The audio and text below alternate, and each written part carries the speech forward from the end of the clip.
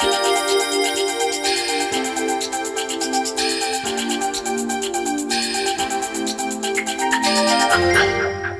here really to look at the difficulties we face when we try to deal with climate change. There are some specific problems I think we have, and I'm going to start in the general as to where those problems come from, and then look at some particular issues.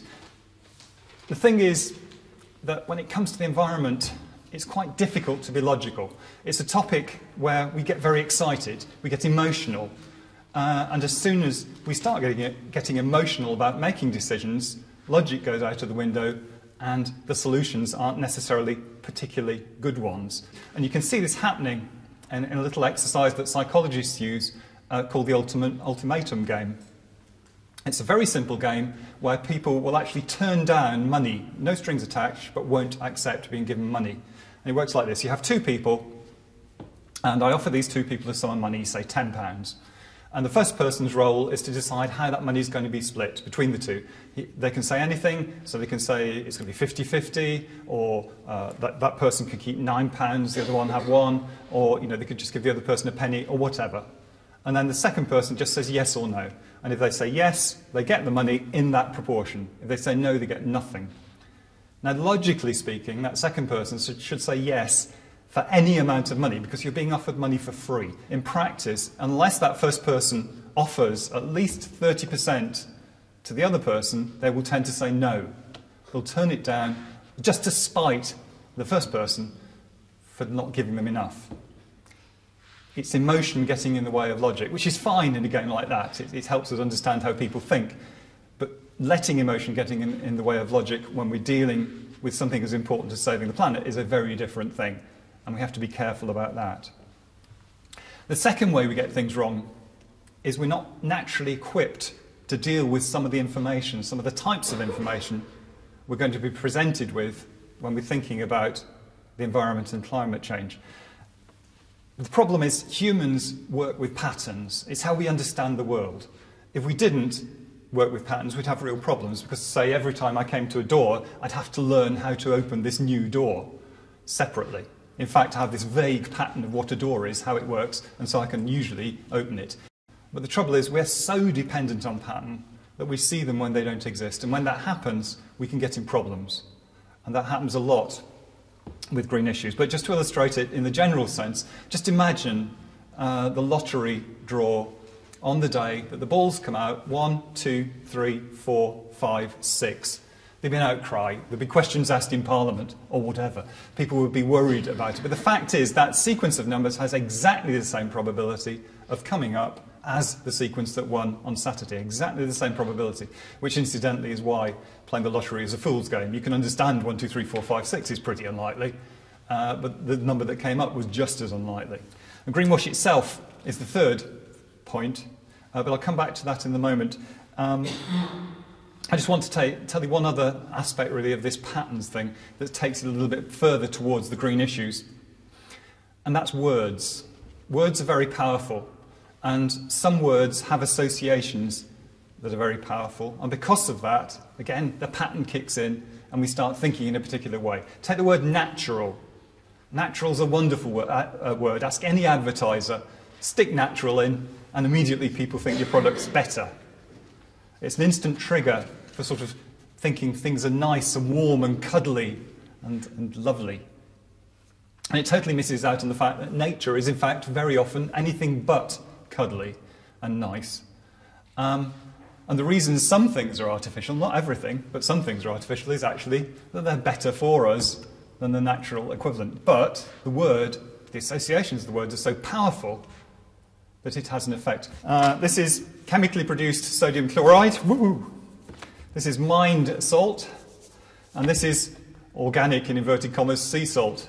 You can worry about the organic later. Which costs, incidentally, at least 5 times as much as this stuff. Now, if you're thinking about, what's good for me, what's natural? Well, obviously, this is by far the most natural. This is organic sea salt, for goodness sake. And this is mined, so it's sort of natural, but it's out of the ground, and mined sounds sort of grubby and nasty. And this stuff's chemical, so heavens, it must be bad for you. And of course, salt is bad for you, but that's not the point. If we were to compare these three products, In terms of how we normally think of things being not particularly good, the obvious thing is impurities. How pure is it? How good is it as a product? Well, this is totally pure sodium chloride. This stuff, the mine stuff, will have some impurities in it. This stuff has by far the most impurities. No doubt about that at all. But this word natural is enough, and the packaging, the pretty packaging, rather than the rather boring packaging, is enough to make us think, oh yes, this must be much better. And this is something we have to be aware of whenever we're thinking of green issues. We'll see this happening. This use of terms, this use of something that makes us think in a particular way, take a particular pattern. That third thing I'd mentioned was greenwash. And that, I hope you're all familiar with, but basically, I guess it's the cynical use of pretending that something's good for the environment when it isn't, or better for the environment than it is, or pretending that you're doing something valuable where actually you aren't doing a lot at all.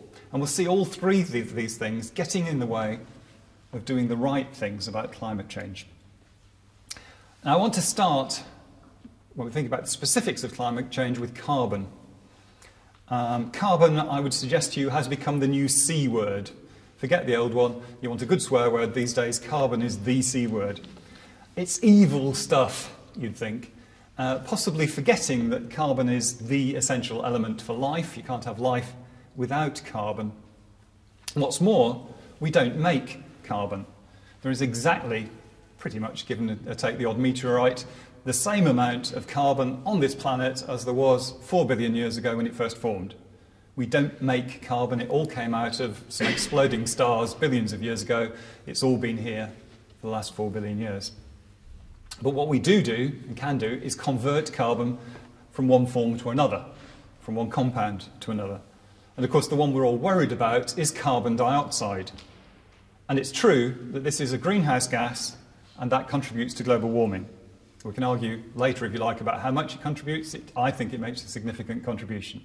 Your carbon footprint, as I'm sure you're aware, is how much carbon you're responsible for pumping into the atmosphere. And you'll find lots of ways online and things like that to calculate your carbon footprint. And frankly, they are pretty well all rubbish. They are pretty well all totally valueless. And the problem is, not that there's anything wrong with a carbon footprint, but the amount of information you need to realistically calculate your carbon footprint is such that you can't practically do it. You would have to put in much too much information about where all the goods you buy are manufactured, how they're manufactured, etc., etc. And so they just go for the quick hit, the easy stuff. What's your fuel bills? How much do you drive? And that's fine, it's a contribution, but it's not a good picture of the whole thing. Second thing's carbon offsetting. Now, it's a reasonable picture. The idea of carbon offsetting is we've got to live. You know, it's all very well having hair shirts and beating ourselves and saying we've ruined the planet, we've ruined the planet. The fact is we want to have a life. We want to do things. And life wouldn't really be worth living if we just stopped everything. So carbon offsetting is a way of getting around some of the problems of carbon emissions. The idea is quite simple. If I'm going to offset, what I'm going to say is I'm going to get somebody else either to cut back or to find some way of getting carbon out of the atmosphere. And as a result of that, I can produce some carbon and it offsets it. It balances it out. It saves there being a problem. Leaving aside the obvious thing that I'm suggesting everybody should be cutting back to some extent anyway, there are some problems with carbon offsetting. Some of it really does verge on pure greenwash. And the worst offender in carbon offsetting terms is tree planting. You can frankly discount that as having much value at all. The thing about trees, it's back to my sea salt. They sound nice and natural, so they must be good because they're natural. But the trouble is, they're not actually a very practical way of getting rid of carbon quickly. We are producing carbon pretty quickly. Trees get rid of it pretty slowly. If you plant a tree, you know, it's going to take a good 100 years before it's taken a reasonable amount of carbon out. We haven't got time for that, frankly. And the other problem with trees is that as soon as they die, they become a problem in their own right. Unless you process them in some way to stop this happening, they will start rotting and will produce carbon dioxide and methane.